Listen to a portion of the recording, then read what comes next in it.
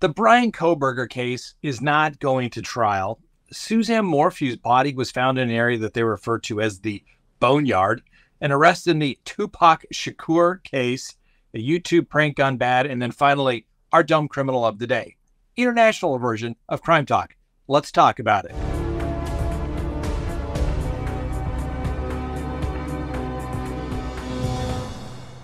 Good day, everyone. My name is Scott Reich, and this is Crime Talk, an international version. That's right. We are in, well, I don't know where we are exactly in Spain, but we spent the day in Sevilla, which was amazing. We put some pictures up on Facebook. Maybe Frank can put a couple of those up while we're talking. Beautiful city, lovely people, but man, was it hot. It's like 106 today. A little unusual for Sevilla in October. But let's get to the docket. Today is October 2nd, 2023. First in the news, Bryan Kohberger. All right, the Bryan Kohberger case, this thing's not going to trial. Okay, I thought that his attorneys, they were really trying to push this, try to see if they could force some errors by the prosecution. It simply didn't happen. The defense, Bryan Kohberger, was forced to file their motion to continue, which waived the speedy trial, which under Idaho law basically says, yeah, we'll get to it when you tell us we're ready. And nobody said we're ready yet. So instead of that October trial date that we were all expecting, didn't happen. Really didn't think it would. But let's get for real. This is a man charged with 4 counts of first-degree murder. He is facing the death penalty. A dance has to take place. All right, this is the dance. The prosecution is going to say, hey, look, overwhelming evidence. You have no good excuse for your client because he was supposedly driving around, which he likes to do a lot at night. And oh, by the way, we have this little thing called DNA on a knife sheath found under the victim at the residence that your client can't explain away. And the defense so far has been unable to explain it away. Perhaps the one-armed man that Bryan Kohberger gave a ride to took the knife sheath and the K-bar from his car and then ultimately committed these horrendous crimes. I doubt it, but that's about where the defense is at this point. Let's face it, there's DNA evidence, and the defense has to explain away the DNA. How did it get on that knife sheath? I've done cold cases with DNA, and if you can't explain and have a legitimate reason as to why your client's DNA was there, particularly in a homicide case, you're going down, and you're going down hard. So the defense needs a little time to do what they can do. Of course, they're going to make a little money on the case as well. The prosecution is going to build up their case. They're going to herd all their witnesses together because herding, all these witnesses together it's like herding cats. And it's difficult. And then you got competing people. Some people want the death penalty, some don't. And eventually, some point, the defense is going to go have the conversation. And they're going to say, hey, we believe you, but we got this evidence and we got to face this evidence and not really sure how we're going to deal with it. But here's the DNA evidence. And we can't explain it away. Maybe we should go talk to them about pleading guilty, life without parole, in exchange to drop the death penalty. The defense attorney is going to be like, we're saving your life. We're saving your life. Who knows what Kohberger's doing? Who knows where he is? Oftentimes, defendants live in a state of denial. They don't believe anything. They don't trust anybody. But they know. Okay? I'm telling you. I know you may find this hard to believe, but defendants lie to their defense attorneys. And defense attorneys don't drink the Kool-Aid, ladies and gentlemen. They got to deal with the facts because they don't want to look like a fool in front of the jury. So they're going to have that proverbial come to Jesus conversation and say, hey, unless you can come up with a way to explain away why this DNA was there, we've got some real problems. Now, the defense can argue all day long and say, oh, this genealogy DNA stuff is problematic. But the reality of it is that was just used to establish probable cause. Then the government got a search warrant from the state to obtain through buccal swabs the DNA of Bryan Kohberger, and it was tested. And guess what? It's a match to Bryan Kohberger's DNA on that sheath. Tough case for the defense. And I'm telling you, this case, I think it's highly unlikely this case is ultimately going to go to trial. Don't get me wrong. I would think it would be great if it would go to trial, but it's not. That's my prediction. I guess we'll have to wait and see if I am correct or incorrect in the future. Let me know. Do you think this thing will actually go to trial? I doubt it. Next on the docket, Suzanne Morphew.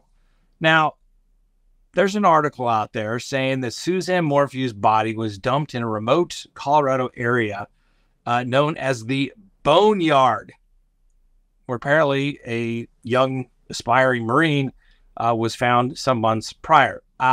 Never heard of this. Is this like going to the train station in Yellowstone? I lived in Colorado all my life, other than, a brief stint in the military. So I'm not really sure. Never heard of the Boneyard before. But the body of obviously Suzanne Morphew was dumped in a remote area that some people are referring to as the Boneyard because there was a body found earlier this year and another woman went missing back in May. So, of course, this area, it's near Moffett, Colorado, and they were searching for Edna Quintana, who went missing early May, and they've also found the remains of a young Marine or young guy that was going to go into the Marines by the name of James Montoya. So this particular area, some people seem to think it's a good place to go. Now, let's face it. If you've ever been to Colorado, particularly that southwestern part of Colorado, it's kind of like Idaho. Just pick a spot. Not saying to do it, but if you were going to dump a body out there, you could pick a spot. Find a road, go up there, little shallow grave. You don't have to do that. The mountain lions and everything else, the bears would get the remains. But the reality of it is, I think people don't watch a little too much Yellowstone. Okay, the Boneyard, really? Now, obviously, what's the next step? The family has issued a statement. When I say the family, you got the family of Suzanne Morphew, her sister and brother. Then you have the family of Barry Morphew and his daughters issuing a statement saying how disappointed they are that the remains of Suzanne was found because they thought that she was actually coming home. I told you, I'm not sure. Let me know if you think you believe that particular scenario, if you ever thought it was going to take place. But let's face it, Suzanne Morphew did not ride her bike, fall down a hill, get dragged by mountain lions some 50 miles away, and then placed in a shallow grave only to be found 3 years later. No, obviously something nefarious, foul play has taken place. Now, I don't recall, okay, in any time during the investigation and the stuff that we've received through the affidavit for the arrest warrant, that they believed that Barry Morphew drove to this wooded area. Now, we give him the presumption of innocence like we do everybody here on this show. And they're entitled to that presumption of innocence unless and until they are convicted or they plead guilty in a court of law. But in this particular case, I don't recall anything saying that Barry was in that area. So I don't remember anything that says that Barry Morphew was there. So the question is, was it somebody working with somebody that didn't like Suzanne Morphew? I mean, she had a boyfriend, she had a husband. We also know that there was some DNA found in the car that came back to a sex offender from Arizona. I don't know. We're going to have to wait and see what the police are going to do. But let's hope they get it right, because you can't go around accusing people of doing things and not being able to back it up. That's what our system requires. Next on the docket, an arrest has been made in the Tupac Shakur case. That's right. For all you amateurs out there, it's not Tupac, it's Tupac. We know better. All right. So Tupac's sister, Sekyiwa, a.k.a. Set, Sekyiwa, you tell me how to pronounce it. She shared a statement saying that no doubt this is a pivotal moment. The silence of the past 27 years surrounding this case has spoken loudly in our community. It's important to me that the world, the country, the justice system, and our people acknowledge the gravity of the passing of this man, my brother, my mother's son, my father's son. His life and death matters and should not go unsolved. Now, who is under arrest? A guy by the name of Dwayne Keefe D, Keefe D, Keefed Davis. Here's his mugshot. Old looking guy. That's right. Old gangsters. They get old too. So for those of you who don't remember, Tupac Shakur was murdered 27 years ago. And now they finally made an arrest. This Keefe D. Davis was arrested last Friday in Las Vegas he was arrested by the Las Vegas Police Department on the charges related to Tupac's murder. So according to a press conference, it stated that Davis gave them a reason to get back on the case back in 2018 when he started doing interviews and eventually wrote a book detailing his involvement in the murder. Like I said, Tupac was murdered 27 years ago, and obviously we have an arrest now. Now, Davis certainly isn't a new name when it comes to Tupac's murder, admitting in interviews and his book, Compton Street Legend, that he was in the Cadillac from which the bullets that killed Tupac were fired. Now, Keefe D is a former Crip and claims to be the uncle of Orlando Anderson, who's been suspected, at least on the streets, of having been the actual shooter. Now, Orlando is also the man who got into the fight with Tupac and his crew inside the MGM Grand right after the Mike Tyson fight and shortly before the fatal shooting went down just off the Strip. I had a client that was killed in the Strip. He went out there on bond, spent the little money he got for being thumped by cops, got into a police chase, got in a fight or a shootout with the cops, got hit and bled out. Had he gone right to the hospital, he would have lived probably. He went left, but that was kind of his luck for sure. Anyway, during the search of Keefe D's residence, they took a computer, hard drive, cell phone, and a copy of Vibe magazine that featured Tupac and tubs containing old photographs. The reality of it is, ladies and gentlemen, I don't know, we'll give this guy the presumption of innocence like we always do, but it's always the defendant's own words that get them. They can't help themselves. They always want to say something, and it's got to be something that comes back in an old text message, an old email, a manuscript, an interview with somebody. It always gets them. It always gets them. Remember that. It's always the defendant's own words that gets them in the long run. Next on the docket, a YouTube prank gone wrong. Yeah, so this YouTube guy, Tanner Cook, little stunt went wrong when the shopper he was targeting pulls out a gun and shoots him in the chest. That's right. I don't think we can show the video. We can probably show you still because, you know, YouTube doesn't like it when other people on YouTube look silly. But take a look at this. This YouTuber prankster stunt went very poorly when a delivery driver he was targeting pulled out a gun and shot him in the chest.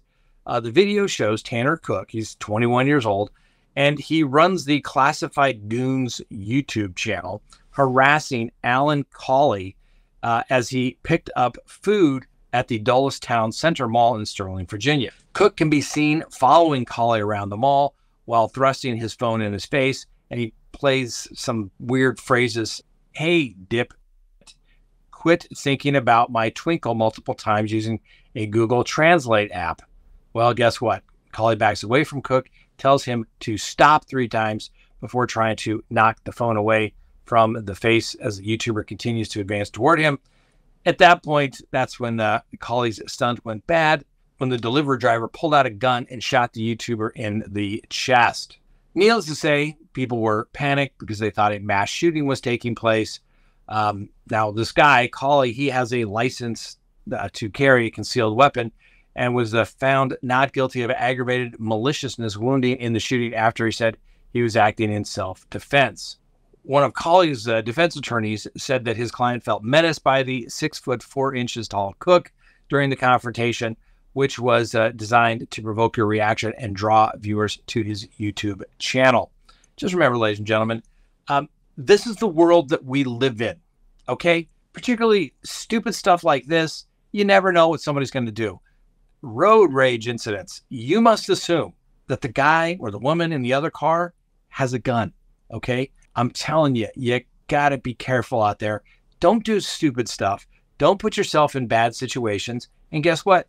Most of the time, you're going to find that you don't find trouble or trouble doesn't find you. And then finally, our dumb criminal of the day.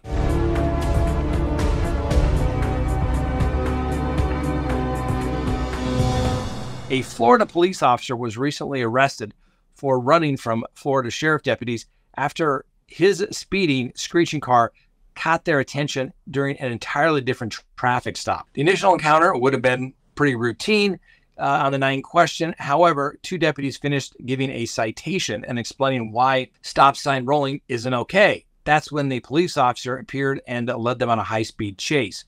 Now, Zachary Morris is our dumb criminal of the day, and so he stands accused of one count of failure to obey a law, Florida reckless driving, and fleeing or eluding by the police. Now, this occurred back on September 17th, and the black sedan was traveling at an extremely high rate of speed and could be heard slamming on its brakes, causing the tires to squelch approximately 20 yards from the deputies. As the sedan got closer, according to the affidavit, it appears as if the seemingly out-of-control car was going to collide with one of the deputies, and the car was in the center shoulder and barreling directly towards the deputies.